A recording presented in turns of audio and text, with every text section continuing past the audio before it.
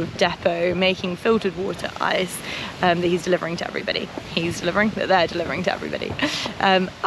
Just ask. If you go to a bar and you're worried about the ice, just say, is this filtered water?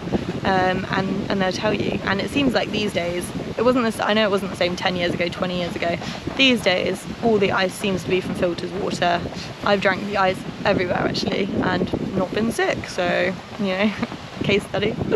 But yes, let's see. Right, the next two, I'm afraid, are on toilets. So number one is that often if you go into the toilets here, you will see they don't have a loo roll, they've got like a bum jet thingy. I think they call it like the bum gun. Yeah, they've got bum guns everywhere. And that is a couple of reasons. So number one, they do that anyway. But number two, toilet roll going down the toilet is really bad for the infrastructure here. They're just not set up for it.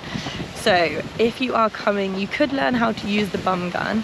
I actually find it really disgusting. I find the whole concept of it, because what freaks me out is that people use it and then it splashes everywhere. So you're basically walking through like all this gross water when you go to the toilet.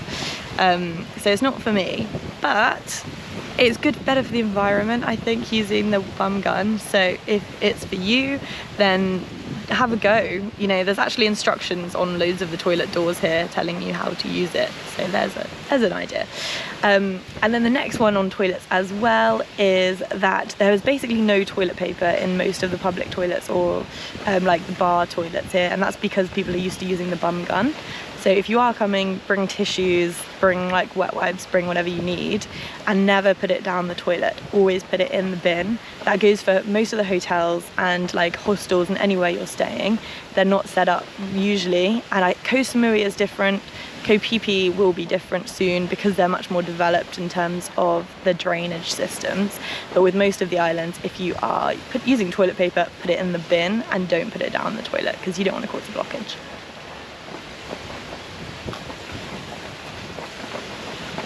Right, the next one is about baggage.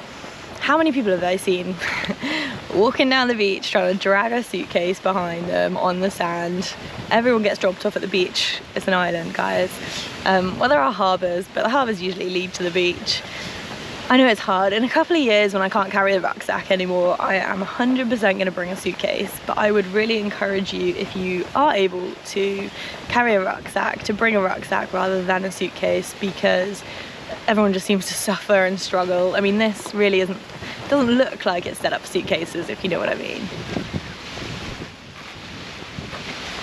Like, you just see people struggling constantly, all day, every day, trying to drag suitcases along. And even when you get to the walking streets, busy little packed streets, people trying to yank their suitcases through the crowds and the throngs. It doesn't really work. So I think if you can bring a rucksack, bring a rucksack. I know I totally understand it's not possible for everybody, but for me, you know, I'm gonna carry a rucksack for as long as I physically can, just because it's so much easier when you get to the islands and you're wandering around and you're trying to find your hotel, etc. Right, two final ones. So right now I am breaking one of them myself. So don't wear trainers to travel in. I can't tell you how many times I've been dropped off at an island on a long-tail boat or one of the ferries, and they can't drop you on the beach, can they, realistically? I mean, how close can they really get to the beach? Look, this one actually. That one is a great example of how far away they often drop you from the beach. How many times have I ruined walking boots, I've ruined trainers, I've ruined nice leather sandals, because you jump out of the boat, obviously they get soaked, it takes days for them to dry, you can't put them back on. In the case of walking boots, it took me like 2 weeks to try and dry them, and then you're just carrying around these really sodden heavy walking boots. So bring flip-flops, bring waterproof sandals, bring jelly shoes, or go barefoot at the point that you start to arrive places. It's fine to just carry your trainers in your hand, but bear in mind that you might have to carry all your other bags as well. But I'm wearing trainers now because I'm going to the gym, but in general, I would say try and get like waterproof sandals if you can. I've seen a lot of people with a lot of beautiful Birkenstocks, which look amazing, but they're not necessarily water practical either. So you can take them off, you can carry them, but just bear in mind, if you are going to jump off a boat when you get to an island, then they might get ruined. And then final one, guys, is quite another random travel hack. So if you're staying in a hostel, but also if you're staying in a hotel or you're staying anywhere, you are likely to only get one plug per person. So in a hostel room, most people who've stayed in hostels will know this, you get one plug by your bed. Even if you're staying in a hotel, you can't guarantee that you're going to get more than one, maybe two plugs. So big travel hack is to bring your one adapter. So I've got a massive, sorry, it's the cutest dog. He's so cute. So I've got one global travel plug which covers 120 different countries, which I love, and then bring an extension cable. So my next hack is, if you're traveling a bit longer and you have got loads of devices, bring an extension cable. You can plug your one travel adapter in, you can plug your extension cable in, and then you've got like 4 plugs. You can charge your phone, you can charge your camera, phone, camera, your headphones, your Kindle, your laptop.